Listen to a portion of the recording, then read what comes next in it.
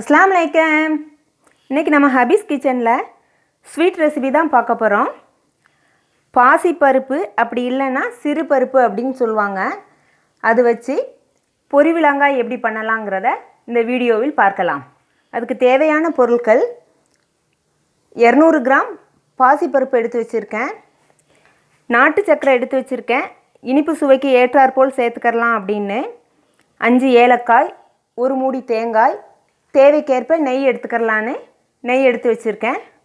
வாங்க எப்படி செய்யலாம்ங்கறத பார்க்கலாம். ஸ்டவ் ஆன் பண்ணிக்கலாம். ஒரு pan வச்சாச்சு. pan சூடேறட்டும். கொஞ்சமா நெய் சேர்த்திருக்கேன். நெய் மெல்ட் ஆகட்டும்.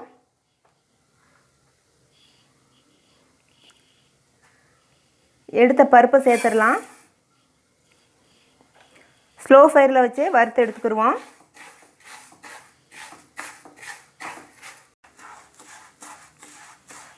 பருப்பு நல்ல பொன்னிறமா வறுத்தாச்சு. இப்போ ஸ்டவ் ஆஃப் பண்ணி இத ஒரு பிளேட்டுக்கு மாத்திக்கிறலாம்.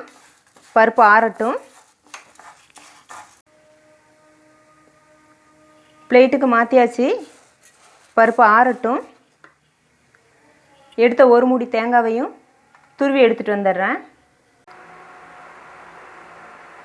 தேங்காவை துருவியாச்சு. இதை வறுத்து எடுத்துடலாம். அதே பேனில் 1 ஸ்பூன் நெய் ஊற்றிருக்கேன்.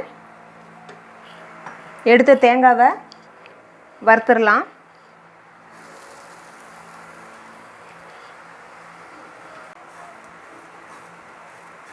தேங்காவை லைட்டாக வறுத்தா போதும். ரொம்ப முருவ வறுத்துற வேணாம். தேங்காவுடைய கலர் மாறிடும். லேசாக சூடு வந்தால் போதும். ஸ்டவ் ஆஃப் பண்ணிடுவோம்.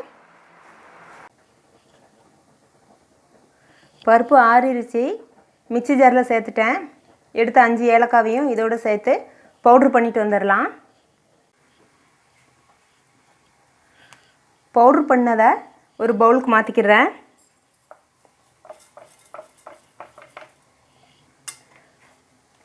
ரொம்ப நைஸாக இல்லாமல் கொஞ்சம் பொறுப்பொறுப்பாக தான் பவுட்ரு பண்ணியிருக்கேன். இப்போ வறுத்த தேங்காவையும் அதோடு சேர்த்துடலாம்.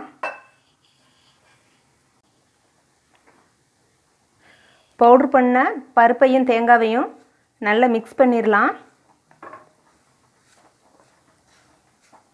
நல்லா மிக்ஸ் பண்ணியாச்சு.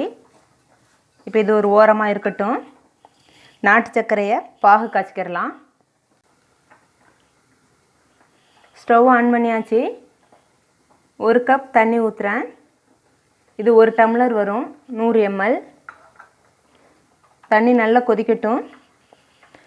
தண்ணிலையும் கொஞ்சமாக நெய் ஊற்றிக்கிறேன். தண்ணியில் கொதி வந்ததும் நாட்டு சர்க்கரை சேர்த்துருவோம்.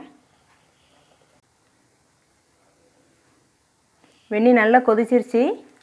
நாட்டு சர்க்கரை சேர்த்துறேன்.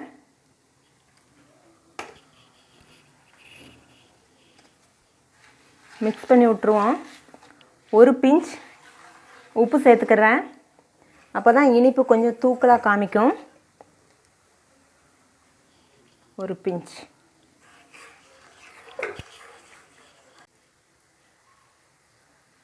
நல்லா கொதி வந்துருச்சு. இப்போ ஸ்டவ் ஆஃப் பண்ணிடலாம். இதுக்கு கம்பி பதம்லாம் தேவையில்லை. நம்ம போட்ட நாட்டு சக்கரை நல்லா மெல்ட் ஆகிருச்சு. நாட்டு சக்கரை தான் சேர்க்கணுன்னு இல்லை.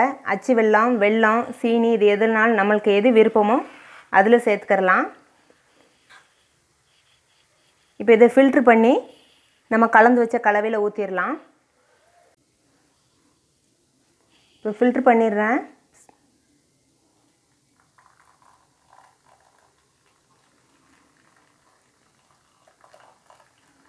ஒரு டம்ளரில் 3/4 டம்ளர் ஊற்றிருக்கேன். கொஞ்சமாக எடுத்து வச்சுருக்கேன். பார்த்துக்கிட்டு தேவைன்னா ஊற்றிக்கிறலாம். சூட்டோட மிக்ஸ் பண்ணிடுவோம்.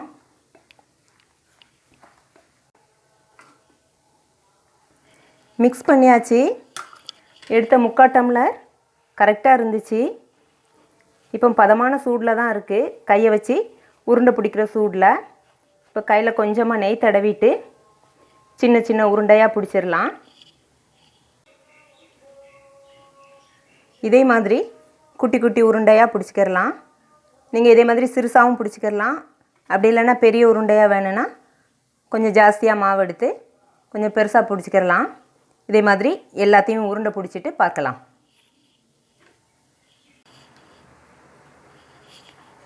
எல்லா மாவையும் உருண்டை பிடிச்சாச்சு. நம்ம பொரிவிலங்காய் ரெடி ஆயிடுச்சு. பாசிப்பருப்பில் செஞ்ச பொரிவிலங்காய் ரொம்ப ஹெல்த்தியானது. இது 1 வாரம் வரைக்கும் ஸ்டோர் பண்ணி வச்சு சாப்பிடலாம். நீங்கள் இதை ட்ரை பண்ணி பாருங்கள். எப்படி இருந்துச்சுன்னு கமெண்ட்டில் சொல்லுங்கள். நம்ம சேனல் பிடிச்சிருந்தால் லைக் பண்ணுங்கள், ஷேர் பண்ணுங்கள், சப்ஸ்கிரைப் பண்ணுங்கள், பெல் ஐக்கானை கிளிக் பண்ணுங்கள். அஸ்ஸலாமு அலைக்கும்.